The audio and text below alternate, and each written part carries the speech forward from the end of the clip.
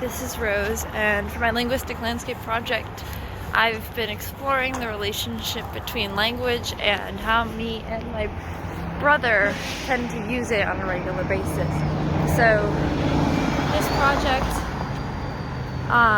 was really helpful because my brother's been actually in town for the past 6 days, and I realized there was a point during break when I realized that, as I was texting him over break, there was a lot of things that I did to text him that I really didn't do for a lot of other people.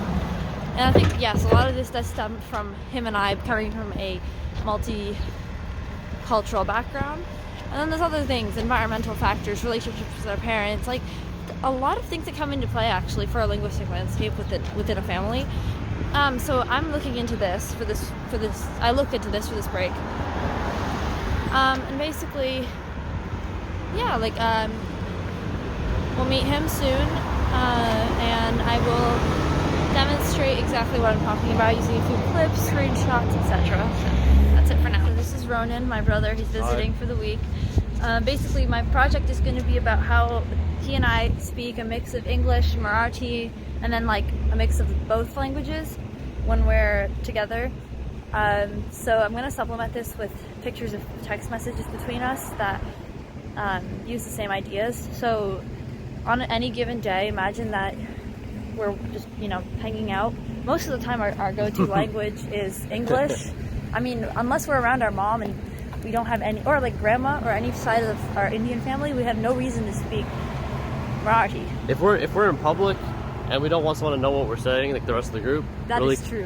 That's when it really comes in handy. We'll only speak Marathi when we're trying to say something, like on the DL, like if we don't want someone to know what we're saying. Actually, this happened a bunch of times this weekend because he tried a bunch of things that he's never tried before, like actually living the full college experience. So basically,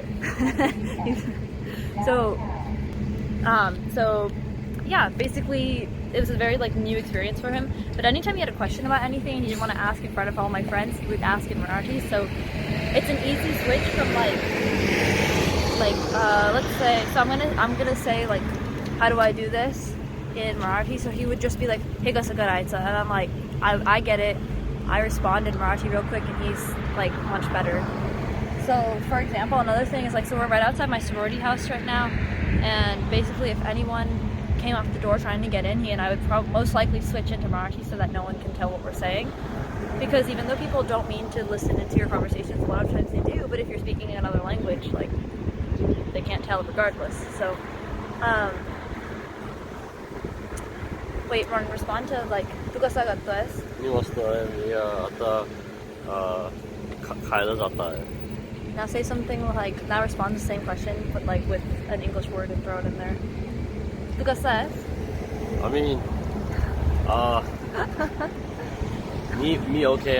You could throw in the word okay, so throw in some English in there. It's we call it Minglish, just a mix of the two languages. Right. Yeah. So then if we're at home or if we're calling our mom together, we'll say something she'll ask what are you doing? तू काय करतोयस?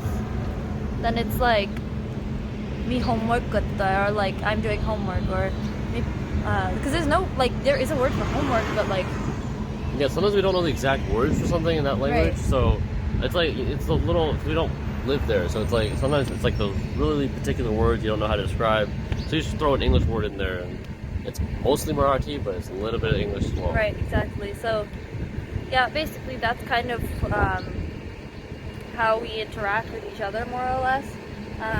And then around our friends too, it's easy to use our mixed language. So the thing is, other people who speak just Marathi or just English won't know exactly at all what we're saying, but our family dialect, I would say, is more of a mix of the two, and something that we both understand.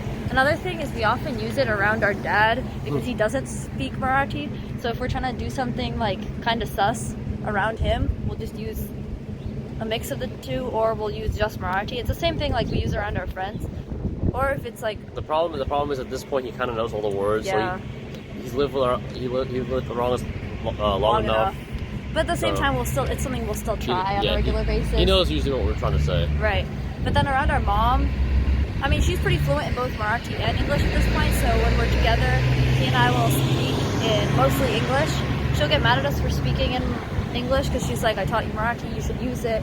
But basically that's kind of a summary of the language we use with each other and like how it changes depending on who we're with. The other thing I want to talk about is how texting kind of talks about the same thing between how we communicate.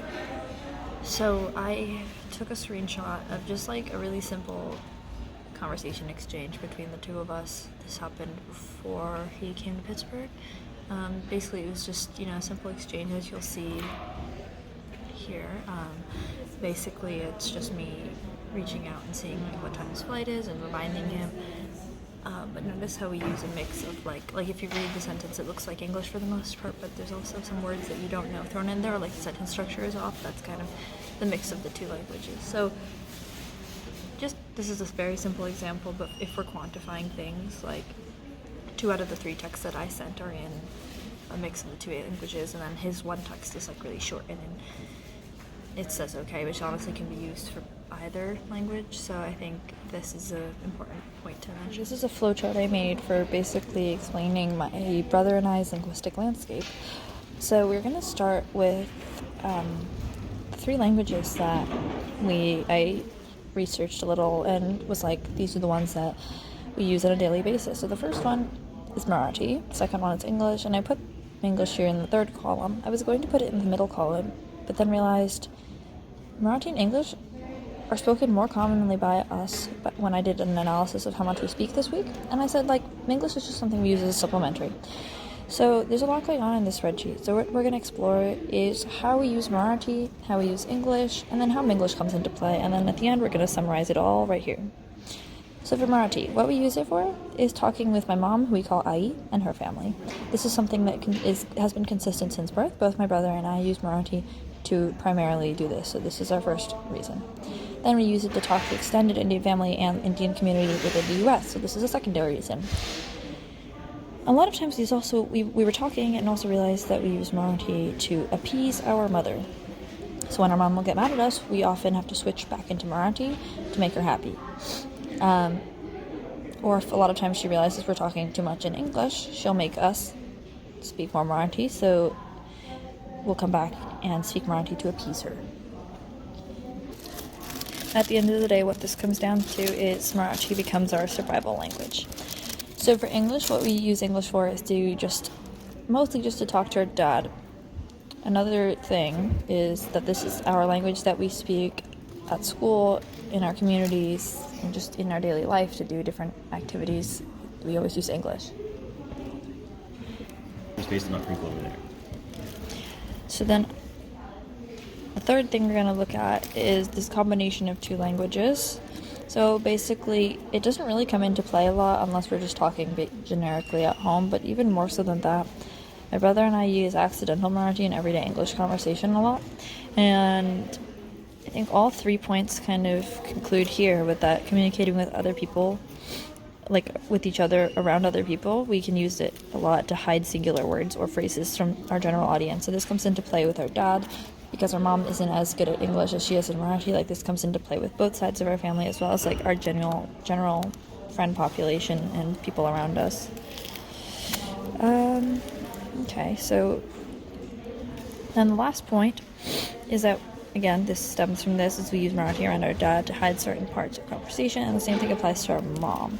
So basically what I realized that we could summarize this to is the 3 types of languages that we speak. Basically, we use for different things. So Marathi is our survival language because we use it for all these 3 reasons, which like without it, we probably would act way differently. And then for English, it's our home and environment language. I wouldn't even say it's our comfort language because it's something that we had to learn.